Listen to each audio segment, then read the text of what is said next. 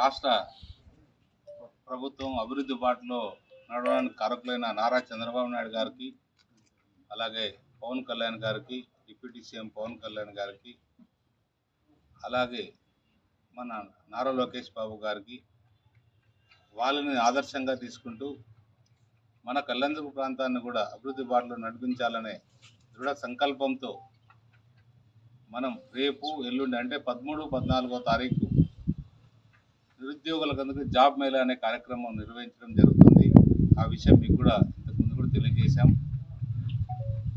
రేపు జాబ్ మేళా అనేది ఎందుకంటే నేను ప్రతి గ్రామంలో ఎన్నికల సమయంలో చూడడం జరిగింది. ప్రతి ఒక్క నిరుద్యోగి వచ్చి మేము బీకామ్ చదివాం, ఇంజనీరింగ్ చదివాం, ఇట్లా రకరకాలుగా చదివాం, ఉద్యోగాలు లేవు, మేము చాలా ఇబ్బందులు పడ్డాము అని చెప్పడం జరిగింది.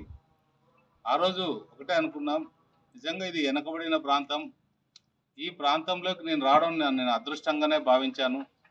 అందులో భాగంగానే ఈరోజు రేపు జరిగే ఏదైతే మనం 13, 14వ తారీఖు జరిగే జాబ్ మేళా పెట్టడం జరిగింది. కనీసం అంటే ఒక 200, 205 కంపెనీల దాకా రేపు ఇంట్లో పాల్గొంటున్నాయి. ఒక 8,000 మంది దాకా అప్లై చేసుకున్నారు. ఎవరైతే ఎలిజిబిలిటీ ఉంటుందో అన్ని కంపెనీలు, రకరకాల కంపెనీలు అంటే ఫార్మాసిటికల్ కావచ్చు, సాఫ్ట్వేర్ కావచ్చు, కన్స్ట్రక్షన్ కంపెనీస్ కావచ్చు, లేదా ఇతరత్ర కంపెనీలు ఏదైనా కావచ్చు, వైర్ హౌసింగ్ కావచ్చు, ఇట్లా కమర్షియల్గా ఏదైతే ఉన్నాయో అవన్నీ కూడా రేపు పార్టిసిపేట్ అవుతున్నాయి. అంటే కొంతమంది చదువుకున్న వాళ్ళు ఉంటారు, కొంతమంది చదువు లేని వాళ్ళు ఉంటారు, కొంతమంది టెక్నికల్గా నాలెడ్జ్ ఉండే వాళ్ళు ఉంటారు. వాళ్ళందరూ కూడా ఏ దానికైతే ఎలిజిబిలిటీ ఉంటే అందరూ కూడా పాల్గొనే ఏర్పాట్లు చేస్తున్నాం. ఖచ్చితంగా ఇది మంచి కార్యక్రమం, ఇది మన మంచి ప్రభుత్వంలో ఇది మంచి కార్యక్రమం. ప్రతి ఒక్కరు కూడా సద్వినియోగం చేసుకోవాలనేది నా ఆశయం కూడా. ఇది దీంతో పాటు ఇప్పుడు ఏదైతే పెడుతున్నామో మరి కూడా వచ్చే సంవత్సరంలో లేదా ఒక 6 నెలల సంవత్సరంలో ఇంకొకసారి కూడా ఇలాంటి జాబ్ మేళా కూడా కండక్ట్ చేస్తాం. చాలామంది దూర ప్రాంతాల్లో ఉండి దీన్ని రాలేకపోయిన వాళ్ళకి ఇంకొకసారి కూడా అవకాశం ఇచ్చే ఏర్పాట్లు చేద్దాం. ఎప్పుడైతే నిరుద్యోగులు మనకి యువత చాలామంది ఎక్కడ మన ప్రాంతంలో యువత అనేవాళ్ళు చాలామంది ఉన్నారు. వాళ్ళందరినీ కూడా యువతనందరినీ కూడా వాళ్ళ కుటుంబాలని బాగా చూసుకోవాలంటే యువత బాగుండాలి. అందులో భాగంగానే ఈ జాబ్ మేళా, ఒక ఉద్యోగం ఉంటే వాళ్ళ కుటుంబం కూడా అన్ని రకాలుగా బాగుంటుందనే ఉద్దేశంతో ఈ జాబ్ మేళా కండక్ట్ చేస్తున్నాం. ఏదైతే మనం చేస్తున్నామో నిజంగా ఇది ఒక మంచి సంకల్పంతోనే చేస్తున్నాం తప్ప దీంట్లో ఒక యువతని మంచి దారిలో పెట్టడానికి చేస్తున్నాం తప్ప ఇదేదో ఒక ఓట్ బ్యాంక్ కోసమో ఇంకో దానికోసమో కాదు. ఖచ్చితంగా వాళ్ళు సదుద్దేశంతో ముందుకు వెళ్తారని ఆశిస్తున్నాం. అలాగే ఏదైతే ఉందో మన కళ్యాణదుర్గ ప్రాంతంలో కూడా ఇప్పుడే హాస్టల్స్ అన్నీ కూడా మనం ఎప్పుడో తిరిగాం. గవర్నమెంట్ హాస్టల్స్ సంబంధించి 7 హాస్టల్స్ ఉన్నాయి మన కళ్యాణదుర్గ ప్రాంతంలో. ఆ 7 హాస్టల్స్ కూడా పూర్తి అధ్వానమైన స్థాయిలో, అంటే పిల్లలకి సౌకర్యంగా లేకోకుండా బెడ్షీట్లు లేవు, లేదా ఇంకొకటి లేవు, ఇంకా టబ్స్ లేవు, బకెట్లు లేవు, ఇట్లాంటివన్నీ కూడా చాలా చోట్ల అబ్జర్వ్ చేయడం జరిగింది. ఇవన్నీ కూడా మన మంత్రి గారి దృష్టికి తీసుకెళ్తే 7 హాస్టల్కి సంబంధించి 1 కోటి చిల్లర అమౌంట్ కూడా శాంక్షన్ చేశారు. అమౌంట్ కూడా వచ్చింది. దానికి కూడా రేపటి నుంచి కూడా హాస్టల్ వాళ్ళతో వార్డెన్స్తో పిలిచి వాళ్ళకు కూడా ఏ విధంగా మనం ఇంకా సౌకర్యంగా ఏం చేయొచ్చు, ఇంకా ఏమన్నా తక్కువైతే ఏం చేయొచ్చు అనే దాని మీద కూడా రేపు వాళ్ళతో ఇంకొక మీటింగ్ కండక్ట్ చేసి అది కూడా వాళ్ళకు ఉపయోగపడేటట్టు హాస్టల్స్ అన్ని పిల్లలందరూ కూడా ఉపయోగపడేటట్టు చేస్తామని తెలియజేస్తున్నా. ఇంకా కూడా చాలా వరకు కూడా ఇంకా అభివృద్ధి కార్యక్రమాలు ఒకటి ఇప్పుడిప్పుడే స్టార్ట్ అవుతున్నాయి.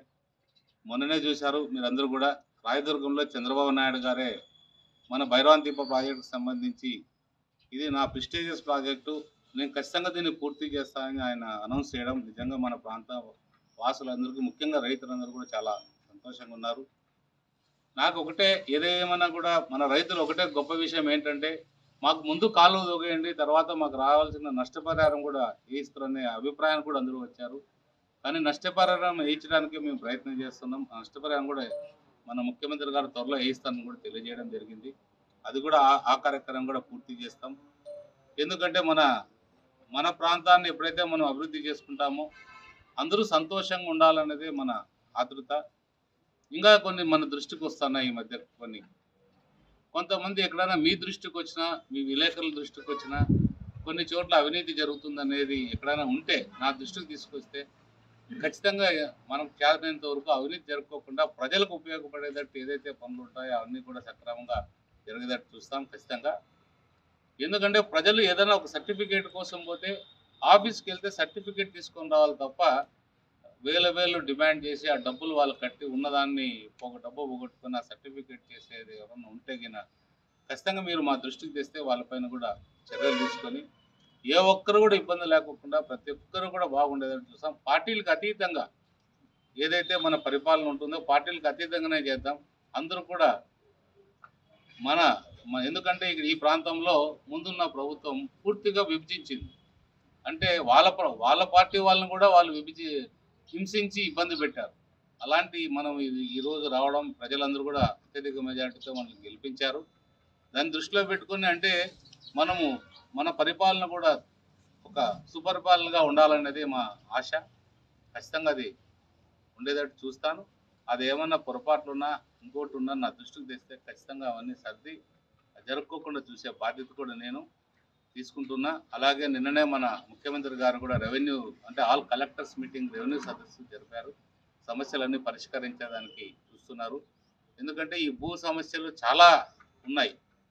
మన కళ్యాణదుర్గ ప్రాంతంలో చాలా వరకు ఆక్రమించుకున్నారు చాలా భూములు కూడా. అవన్నీ కూడా క్లియర్గా చెప్పారు నిన్న మీటింగ్లో. ఏవైతే ఆక్రమించుకున్నారో అవన్నీ కూడా వాళ్ళపైన చర్యలు తీసుకోవాలని కూడా మన ముఖ్యమంత్రి గారు అలాగే మన పవన్ కళ్యాణ్ గారు ఇద్దరు కూడా తెలియజేయడం జరిగింది. ఖచ్చితంగా అలాంటివన్నీ ఏదైతే ఉన్నాయో మన కలెక్టర్ గారు అది వచ్చిన తర్వాత అన్నీ కూడా చర్యలు తీసుకుంటారు ఆశిస్తున్నాం. మా దృష్టిలో కూడా కొన్ని భూములు ఉన్నాయి, అవి కూడా మేము కలెక్టర్ గారికి ఇవ్వడం జరుగుతుంది. దానిపైన కూడా చర్యలు తీసుకోమని చెప్తాం. ఖచ్చితంగా అన్ని రకాల దొడగట్టు రోడ్లో ఉన్న స్కూల్ ఉంది కదా మన జ్ఞానభారతి స్కూల్లో ఇది కండక్ట్ చేస్తున్నాం. ఎందుకంటే ప్లేస్ చాలా 200 కంపెనీలు వస్తాయి కాబట్టి స్థలం అదైతే కన్వీనియంట్ ఉన్న ఉద్దేశంతో జ్ఞానభారతి స్కూల్లో ఈ ప్రోగ్రాం నిర్వహిస్తున్నాం. అన్ని రకాలకు కూడా వాళ్ళు కూడా రేపు ఉదయాన్నే చాలామంది చేరుకుంటారు, రాత్రి కొంతమంది చేరుకుంటారు. రేపు రాత్రి కూడా కొంతమంది ఏదైతే కంపెనీ వాళ్ళకి అకామిడేషన్ చేయాలో వాళ్ళకు కూడా ఇక్కడ కొంతమందికి చేసాం, అనంతపూర్లో కొంతమందికి అకామిడేషన్ చేస్తున్నాం. వాళ్ళకు కూడా ఏ ఇబ్బందులు కలుపుకోకుండా వాళ్ళు మనకు సేవ చేయడానికి వస్తున్నారు కాబట్టి వాళ్ళకు కూడా ఇబ్బందులు లేకుండా చూసే బాధ్యత కూడా మేమే తీసుకున్నామని తెలియదు. మరిన్ని వీడియోస్ కోసం ఛానల్ ని సబ్స్క్రైబ్ చేయండి. లేటెస్ట్ అప్డేట్స్ కోసం వాట్సాప్ ఛానల్ ని ఫాలో అవ్వండి. ఆ లింక్ డిస్క్రిప్షన్ లో ఉంది.